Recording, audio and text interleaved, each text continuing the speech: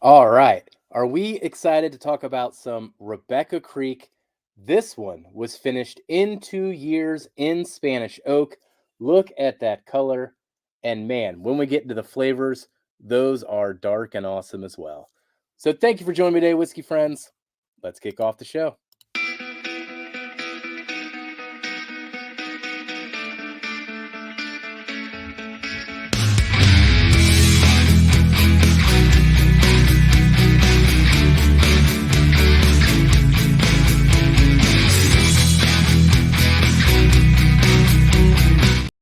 Oh man. I mean, look at that. Look at that crazy color, whiskey friends. Ah. Hello again, whiskey friends. Thanks for joining me for another whiskey review. And today we are talking about Rebecca Creek.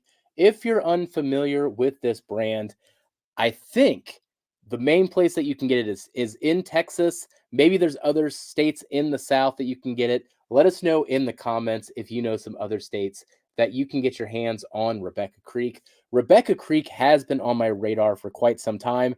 They are getting bourbons from MGP, from Ross and Squibb in Indiana. This particular one I'm holding is the 21%. But they have been releasing some good MGP for a while. They originally got on my radar almost a handful of years ago when they were one of the last brands that were still releasing 12-year age stated MGP at 90 proof, at cast strength. They were one of the last brands that had it back when everybody was going back to only being able to release 4-year whiskeys. Now, this one in my hand is 4 years, but was then aged an additional 2 years in that finishing barrel with the Spanish oak. And it also says here aged and bottled in San Antonio, Texas. So you also got the fact that it spent some of its life aging in Texas that probably adds to some of this experience here. Let's pull up the details. So this one was $65. Some beloved whiskey friends got this for me in Texas. And oh, I am quite appreciative, as you're going to find out as we go through this review. This one is 125 and 125 proof. And I don't know the age statement, it's like, does the finishing age count? I don't think it counts, but maybe it counts because it spent more time in wood. I get kind of confused there a little bit. I think it would technically be a 4-year age statement, but it did spend 2 years in that Spanish oak as well, bringing it up to 6 years. And then if they put the staves in the original barrel, does it then keep the age statement moving? It's a confusing thing they're doing with these finishes sometimes. But regardless of that, let's get into the review part of this. I am quite excited to get back into this one.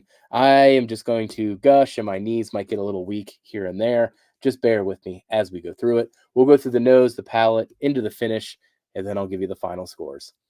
So thank you for joining, everybody. Cheers.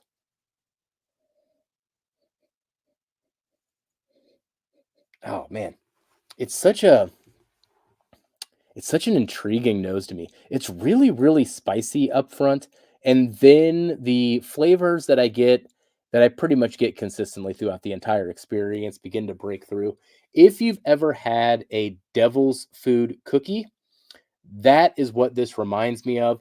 A devil's food cookie, just to break it down, has a layer of chocolate cake in the middle, a layer of buttercream or white icing around that cake, and then a layer of dark, harder chocolate to keep it all together inside of a cookie form. That's what a devil's food cookie is. Now, this one reminds me more of a devil's food cookie that would be a red velvet center. Quite a bit of fruits going on as well. I'd put them in the raspberry preserves, raisiny kind of range. Something kind of in a mid to dark area when it comes from the fruits. All right. That's it for the nose. On the nose on this one, I am giving it a thumbs up. Let's get into the palate. Hmm. Oh my. Oh, so ridiculously good. So the flavors on the palate are going to be very similar to the nose. And really, I'll just be saying the same flavors over and over again on this one. There's not a lot of variation on this. But that Red's Devil Food cookie play, that goes through. You got that red devil's food cake, you got the white icing, you got the chocolate all around it. That vanilla cream is really pronounced. It's still spicy and it's still peppery, so you still get that 21% rye aspect of it. And maybe because of the finishing and it getting those extra oils, man, it is rich, it is dense, it is oily, it is viscous, it is just delightful, actually, as a mouthfeel experience. So when it comes to the palate, this one, I'm giving 2 thumbs up. I'm pretty impressed with what this thing does, and it makes me smile. When the smile really comes out, that's when you know it's going to get more than 1 thumb. All right, let's get into the finish.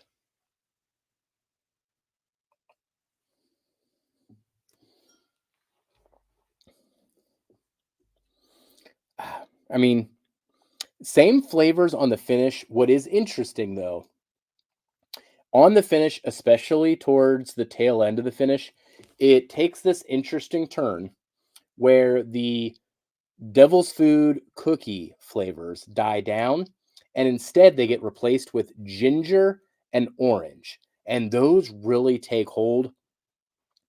I wouldn't even say it's like a ginger snap cookie with some orange. I mean, it is just ginger and orange. I mean, they are loud, pronounced, bold. Oh, so it does deviate from some of the sweet flavors more into the rye flavors, essentially, and the high rye bourbon. By the end of it, the finishing barrels have less influence. It seems like it on the final part of the finish, but still going to give it big thumbs up. The flavors are still there. They are fun. I just love, though, that devil's food cookie blast in the middle of the palate versus what it gives me on the finish. So rather than 2 thumbs, it just gets 1 thumb. So getting into the final scores then. Flavors, I got this one at an 82.5. Experience at an 80. Value at $65. Oh my gosh. Just go buy this thing. Come on. This one is totally worth taking the chance on. If you have it in your area and you haven't tried it yet, come on, give this one a chance. I gave it all the points on value. So in the end, gave this one a final score of an 83 out of 100. As of recording, that puts it at 7 of 15 whiskeys that have released in 2024. So pretty good pour, but also it's been a pretty good year so far. Strangely enough, I've gotten my hands on some good single barrels. So there's some stiff competition. For all-time ranking, 51 out of 165 reviews that I've done. Thus, it's still a upper tier kind of a pour. Oh my gosh, do I love this one? Come on, highly recommend it. Get this one if you can, while you can. This is one of those releases that I always wonder how long they can keep this line going, either due to the finishing barrels or just the fact that they are sourcing it from MGP. So many factors there. So take advantage of it while it's here, because these are the type of things I do feel like we have a tendency for taking for granted and then missing them when they're gone. So don't miss it. Try it now. Thank you for joining me, everybody. I'll catch you on the next whiskey review. Goodbye, everybody. Jeff, just be friends with me. But you have these whiskey friends, and you say hello again. Oh, Jeffrey, you should just be friends with me. But you have these whiskey friends, and you say hello again. Oh, Jeffrey, you should just be friends with me. But you have these whiskey friends.